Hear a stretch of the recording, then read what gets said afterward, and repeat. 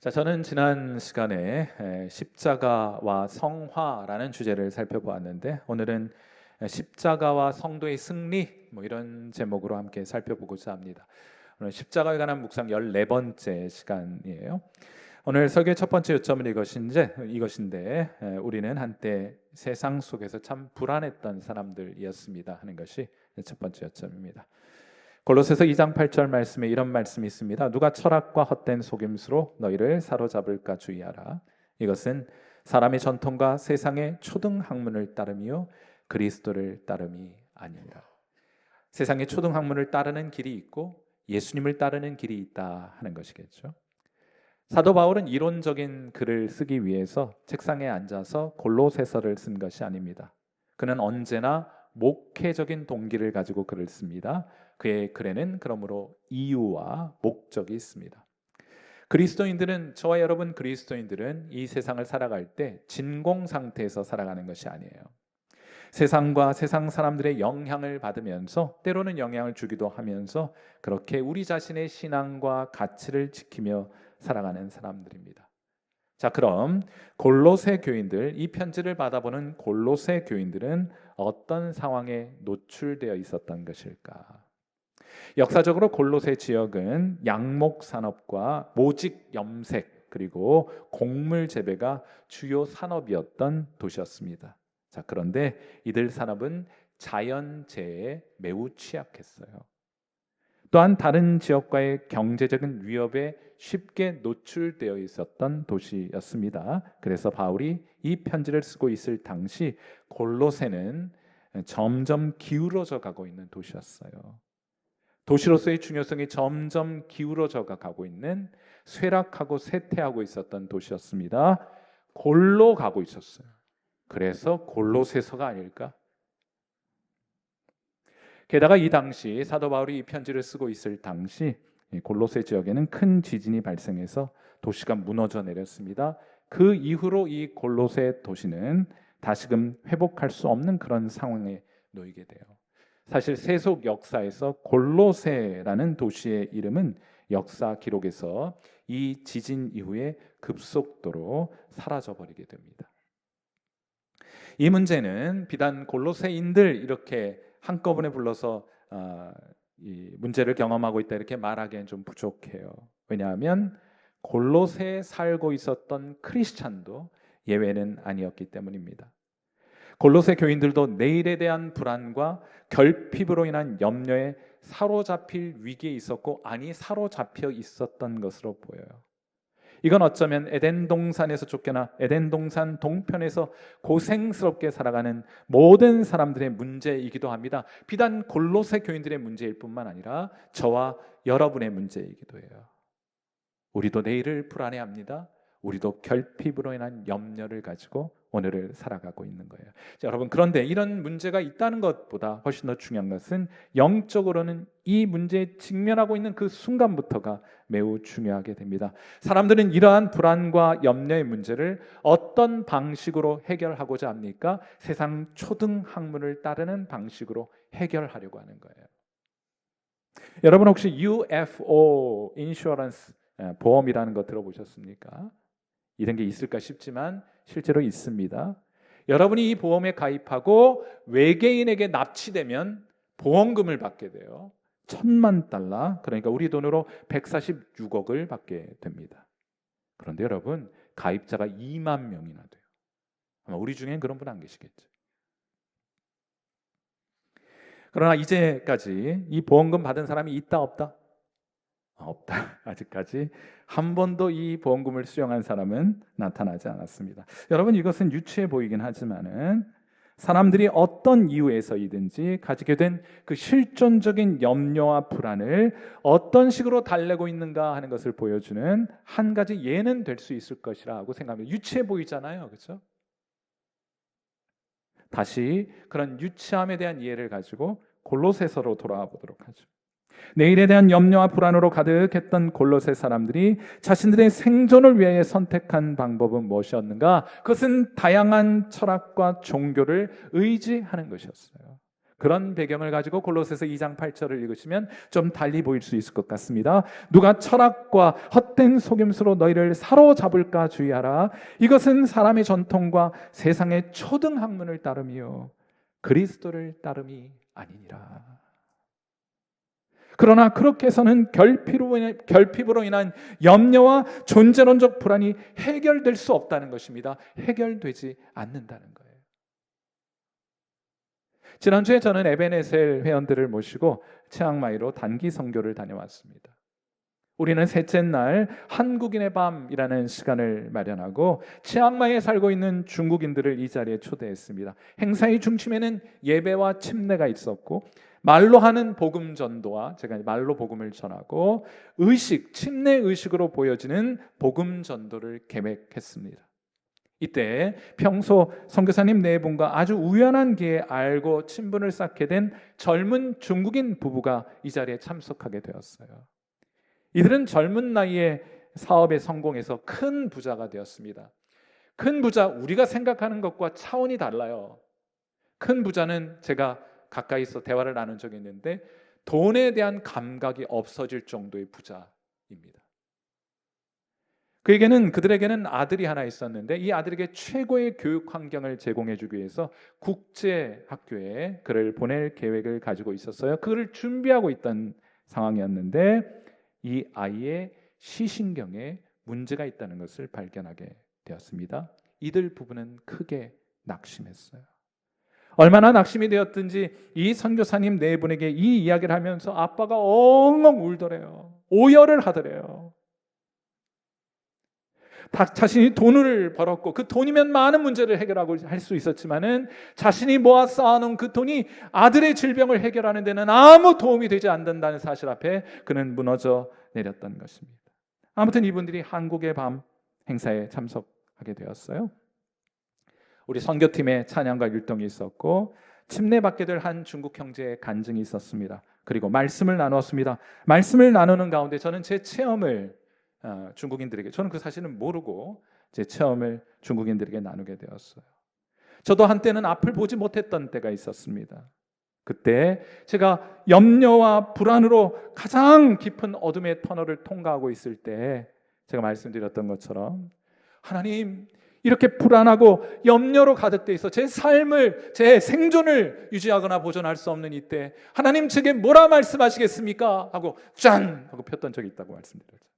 그때 하나님께서 제게 주셨던 말씀은 마태복음 6장 26절 말씀이었어요. 공중의 새를 보라. 심지도 않고 거두지도 않고 창고에 모아들이지도 아니하되 너희 하늘 아버지께서 기르시나니 너는 이것들보다 귀하지 아니하냐. 먹을 것, 마실 것, 우리의 내일을 하나님께서 책임져 주실 것이니 너희는 염려하지 말라 하는 말씀이었습니다. 그래서 제가 설교 중에 그렇게 말했어요.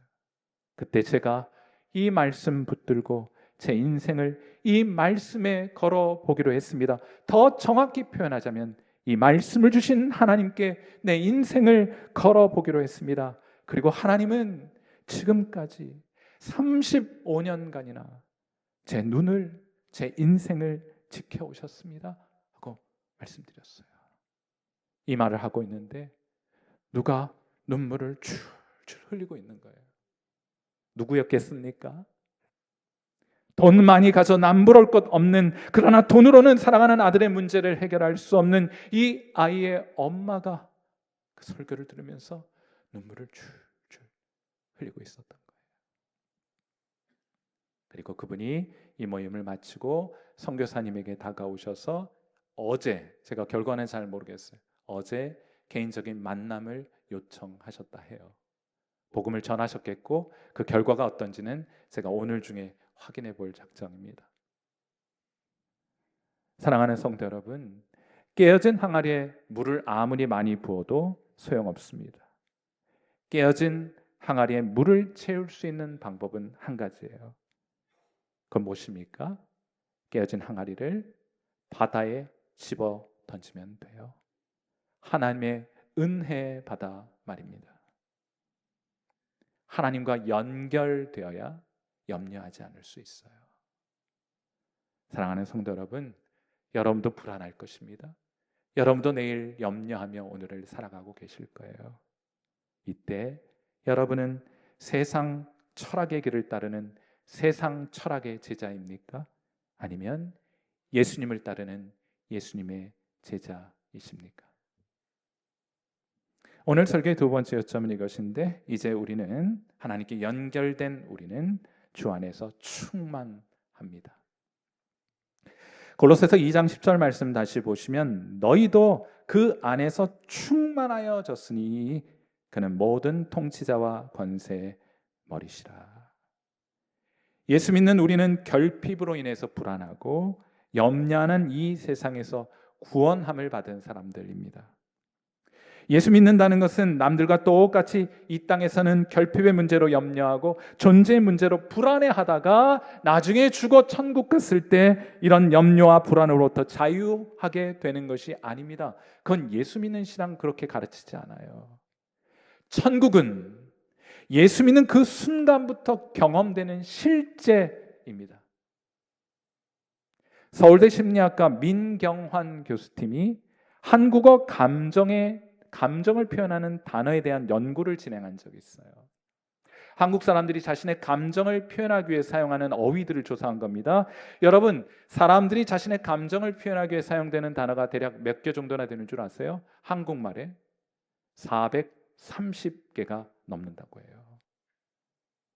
그중 최고의 감정 표현, 한국 사람들이 가장 갖고 싶고 소유하고 싶다고 말하는 감정 표현이 뭔지 아십니까? 행복하다 2위입니다. 사랑스럽다, 사랑을 받는다 3위입니다. 기쁘다 4위예요. 그럼 1위는 무엇이었을까? 아마도 이 말을 들으면 여러분도 동의하게 될 것이에요. 여러분이 가장 가지고 싶은 감정 상태가 무엇입니까? 그것은 바로 홀가분하다. 저는 이것이, 이 감정이 구원받은 사람이 경험하는 감정과 매우 유사하다고 믿습니다. 하나님께 연결된 사람들이 느끼게 되는 감정 상태, 나 참 홀가분하다. 여러분, 무거우시죠? 버거우시죠? 예수님께서 마태복음 11장 28절부터 29절에 이런 말씀하십니다. 우리 같이 한번 읽어봐요. 같이 읽습니다. 시작. 수고하고 무거운 짐진 자들아 다 내게로 오라. 내가 너희를 쉬게 하리라. 나는 마음이 온유하고 겸손하니 나의 멍에를 메고 내게 배우라. 그리하면 너희 마음이 쉼을 얻으리니. 사랑하는 성도 여러분, 여러분도 많이 지쳐 있지 않습니까? 여러분에게 정작 필요한 것은 사람이 아니에요. 여러분에게 정작 필요한 것은 돈이 아닙니다. 여러분에게 정작 필요한 것은 성취와 성공이 아닙니다. 아무런 조건 없이 입증하지 않아도, 노력하지 않아도, 애쓰지 않아도 수용되고 환영받고 사랑받는, 바로 그때 오는 쉼, 그때 누리게 되는 안식 아닙니까? 골로새서에는 이 안식과 쉼을 결핍과는 정반대의 개념인 충만이라는 단어로 표현하고 있는 거예요. 결핍의 정반대의 개념이 뭐냐? 충만한 거예요. 골로새서 2장 10절 말씀, 여러분이 인생의 짐으로 고달파하고 있는 여러분, 여기에 여러분 인생의 해답이 있으니 한번 그런 관점에서 이 말씀을 들여다보세요. 골로새서 2장 10절, 너희도 그 안에서 충만하여졌으니 그는 모든 통치자와 권세의 머리시라. 중요한 것은 하나님이 우리에게 스스로 충만하라고 말씀하시지 않는다는 거예요. 여기에 바울은 이미 우리가 충만하여졌다고 말합니다. 현재 완료 시제를 상용해요. 우리는 이미 충만하여졌고, 그리고 그 충만한 상태가 지금도 계속되고 있다는 뜻이에요. 여러분, 이런 말씀 들으면 이런 반문하실 겁니다. 난 충만하지 않은데, 난 오늘도 결핍되어 있는데, 그래서 염려하고 불안해하고 있는데 하고 반문할 줄 모릅니다. 그런데 여러분, 이런 문제가 왜 나타나는지 아십니까? 여러분이 이 성경 구절을 읽다가 놓친 것이 하나 있기 때문에. 무엇을 놓쳤느냐? 다시 한번 골로새서 2장 10절 말씀을 보세요. 같이 한번 읽겠습니다. 시작. 너희도 그 안에서 충만하여졌으니 그는 모든 통치자와 권세 머리시라. 아멘. 제게 의미를 살려서 번역을 하자면 너희도 그 안에서만 충만하여졌으니, 결핍이 없는 충만함, 염려가 없는 안식, 홀가분한 쉼이라고 하는 것은 무엇을 소유해서 얻을 수 있는 것이 아니에요. 오히려 그 충만함은 관계의 문제입니다. 여러분이 누구에게 연결되어 있는가의 문제일 것이에요. 왜냐하면 그 충만함을 가지신 분이 여러분이 아니라 바로 우리 주님이시기 때문입니다. 다른 곳엔 없어요. 여러분의 그 결핍의 문제를 채워주고 충만함을 경험하게 해줄 곳은 다른 곳에 있지 않습니다. 좋은 대학에도 없어요. 돈 많이 벌어도 없어요. 높은 지위에 올라가 봐도 없고, 남부러울 만한 배우자와 만나 결혼해도 거기에 없습니다. 그 안에는 우리 영혼을 쉬게 하는, 우리가 홀가분하다고 말하게 하는 그런 충만함이 거기에는 있지 않아요. 우리에게 참된 안식을 주는 충만함은 오직 여러분의 주님이신 예수님께로 나아갈 때, 그분 안에 여러분이 머물게 될 때에만 오늘도 경험되는 실제입니다. 다윗은 양을 키우면서 이 진리를 발견했고 터득했습니다. 깨달았습니다. 시편 23편 1절과 2절 말씀 잘 알고 계신 말씀이죠. 같이 한번 더 읽어보겠습니다. 시작. 여호와는 나의 목자시니 내게 부족함이 없으리로다. 그가 나를 푸른 풀밭에 누이시며 쉴 만한 물가로 인도하시는도다. 아멘. 여기 양들이 누워 잔다고 말해요. 일반적으로 짐승들은 누워서 잠을 자지 않습니다. 잘 수 없습니다. 언제 포식자들이 나타나 물고 갈지 모르기 때문에 짐승들, 야생에 있는 짐승들 보세요. 여러분 누워서 배에 이렇게 등 깔고 자는 짐승이 어디 있습니까? 그런데 딱 한 가지 조건에서만 양들은 배를 드러내놓고 잠을 잡니다. 누워서 잠을 자요. 여러분이 집에 있는 강아지도 마찬가지입니다. 고양이도 마찬가지입니다. 딱 한 가지 조건이 충족될 때 여러분 집에 있는 그 강아지, 여러분이 키우고 있는 그 고양이 배를 드러내놓고 누워서 자게 될 거예요. 언제입니까? 양들이 좋은 꼴을 먹고 배부를 때 배를 내놓고 잡니까? 아니요, 그럴 수 없습니다. 시원한 생수를 마시는 물가에 당도했을 때 그들은 평안히 등을 바닥에 대고 잠을 잡니까? 아니요, 그렇게 하지 않습니다. 그렇게 할 수 없습니다. 그럼 언제입니까? 그건 그들의 필요를 알고 그들을 어디로 인도해야 할지도 알고 그들을 모든 위험으로부터 보호해주는 목자와 함께 있을 때만, 오직 이 조건이 충족될 때만 양들은 누워 잠을 잘 수 있어요. 여러분이 집에 강아지도 여러분이 키우는 고양이도 그렇게 잠을 잘 수 있는 겁니다. 사랑하는 성도 여러분, 이 한 가지 신앙의 비밀을 잊지 않을 수 있게 되기를 바랍니다. 중요한 것은 무엇을 소유하는가 하는 것이 아니에요. 무엇을 성취하는가 하는 것이 아닙니다. 중요한 것은 여러분이 예수님과 오늘 연결되어 있는가 하는 거예요. 철인 3종 경기에 출전해서 여러 번 우승한 선수가 이렇게 말하는 것을 들었습니다. 구간을 짧게 나누어 달리십시오. 그렇게 하면 장거리도 쉽게 소화할 수 있습니다. 4km를 한꺼번에 헤엄치려고 하지 마십시오. 그저 다음 부표가 있는 자리까지만 가도록 하십시오. 자전거로 180km를 단숨에 질주하겠다는 생각을 버리십시오. 18km를 달리고 다시 그만큼 달리시면 되는 겁니다 하는 말을 들었어요. 사랑하는 성도 여러분, 신앙도 마찬가지예요. 여러분 어디로 갈지 몰라도 괜찮아요. 그것 알고 싶어서 무슨 타로 점보러 다니고 예언자 찾아내요. 그렇게 하지 마십시오. 신앙적이지 않습니다. 여러분이 어디로 갈지 알지 못해도 괜찮아요. 그렇다고 해서 뒤처지는 것 아닙니다. 그저 오늘 주님과 동행하면서 안식을 누리며 살아가면 돼요. 그것이면 충분한 겁니다. 대신 매일 그렇게 하면 되는 거예요. 주님만 따르시면 돼요.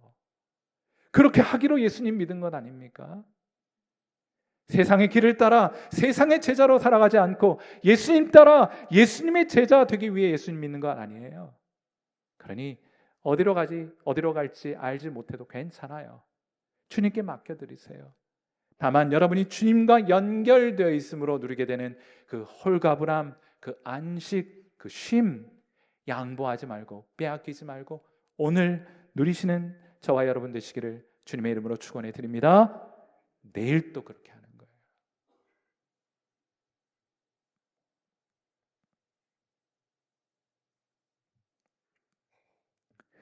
오늘 설교의 마지막 요점은 이것입니다. 그러므로 우리는 승리하게 될 것입니다.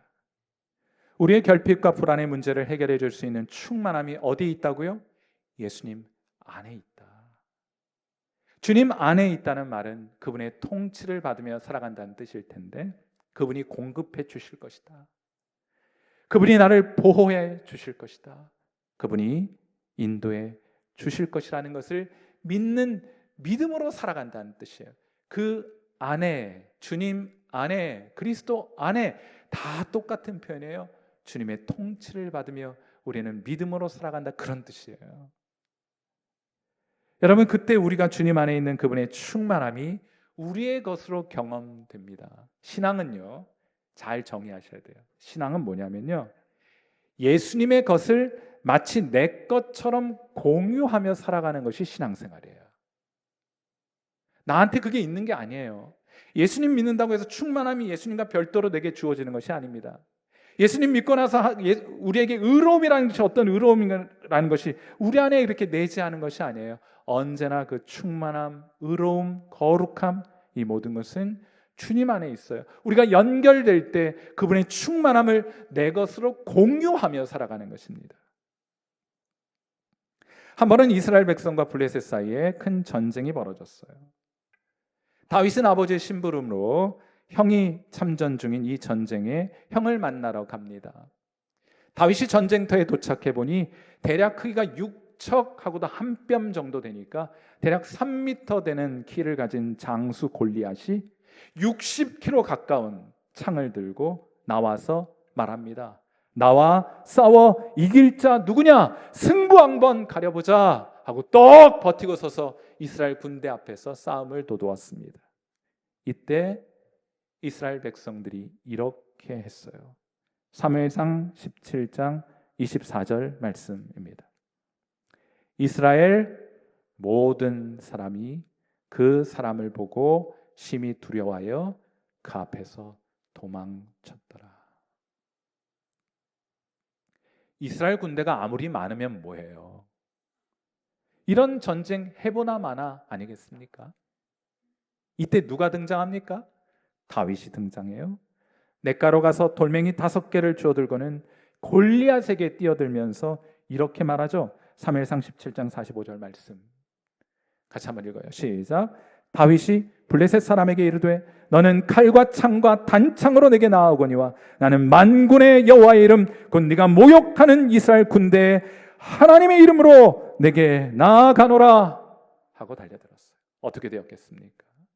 사무엘상 17장 50절 다윗이 같이 물매와 돌로 블레셋 사람을 이기고 승리하고 그를 쳐 죽였으나 자기 손에는 칼이 없었더라 하고 말해요. 여러분 놀랍지 않습니까? 고작 청소년의 나이에 대략 이때 한 17살 많으면 19살 정도 된 청소년 나이의 목동 다윗이 전쟁터에서 뼈가 굵은 골리앗을 때려 눕히다니 놀랍지 않습니까? 그런데 우리가 주목해 봐야 하는 것, 그보다 훨씬 더 우리에게 중요한 것은 그 다음 구절이에요. 어떤 일이 벌어졌느냐? 사무엘상 17장 52절 말씀 같이 한번 읽어봐요. 이것도 같이 읽습니다. 시작. 이스라엘과 유다 사람들이 일어나서 소리 지르며 블레셋 사람들을 쫓아 가이와 에글론 성문까지 이르렀고 블레셋 사람들의 부상자들은 사라임 가는 길에서부터 가드와 에그론까지 엎드러졌더라. 아멘. 희한하지 않아요 지금? 무엇이 달라졌습니까? 군인의 숫자가 많아졌습니까? 무기가 달라졌습니까? 전술이 변화되었습니까? 아니요. 그럼 무엇이 달라졌습니까? 딱 한 가지가 달라졌어요. 그것이 뭐예요? 골리앗을 이긴 다윗이 그들과 함께 하고 있다는 것만 달라진 거예요. 그래서 다윗이 이룬 성취를, 다윗이 이룬 승리를 마치 제 것인 양 신바람 나서 지금 이스라엘 군대가 누리고 있는 거예요. 예수 믿는 신앙이란 바로 이런 겁니다. 내가 또 괜찮은 사람으로 변화되는 것이 아니에요. 제발 착각하지 말아요. 내가 변화되는 것 아니에요. 우리가 그리스도께 속하여 그가 이루신 승리를 함께 공유하고 함께 향유하는 겁니다. 주님의 것을 마치 내 것인 양 함께 누리는 것이 신앙이에요. 골로새서 2장 15절. 통치자들과 권세들을 무력하여 드러내어 구경거리로 삼으시고 패잔병으로 만들어 놓으시고, 이런 뜻이에요. 십자가로 그들을 이기셨느니라. 사랑하는 성도 여러분, 그리스도께서 우리에게 염려와 불안을 조장하는 모든 것들을 무력화시키셨습니다. 예수님이 이기셨습니다. 예수님이 승리하셨습니다. 그것이 무엇이든, 여러분을 염려케 하거나 여러분을 불안하게 하는 것이 무엇이든, 그것이 외모이든, 그것이 학벌이든, 재산이든, 관계의 실패이든, 비교와 열등감이든, 죄의 유혹이든, 죄책감이든, 심지어 죽음의 공포까지도 주님이 이미 이기셨어요. 그것들은 여러분에게 골리앗처럼 크게 보일지는 모르지만 더 이상 우리를 지배할 수는 없습니다. 우리가 전제 조건이 있어요. 단서 조건이 있어요. 언제요? 우리가 그리스도와 연결되어 있을 때, 그분의 편에 속해 있을 때, 그분과 함께 할 때,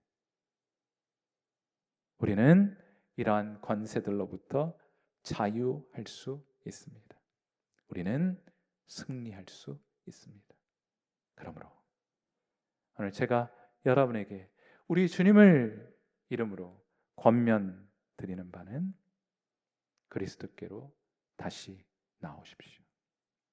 또 애써 성취하려고 하지 마시고 주님께로 나와 그분 안에서 안식하는 여러분 되시기를 바랍니다. 그가 이미 이루신 그 승리를 함께 누리시는 여러분 되시기를 바랍니다. 주님과 함께 오늘을 살아가시면 돼요. 그렇게 하실 수 있겠습니까? 우리 함께 기도하도록 하겠습니다.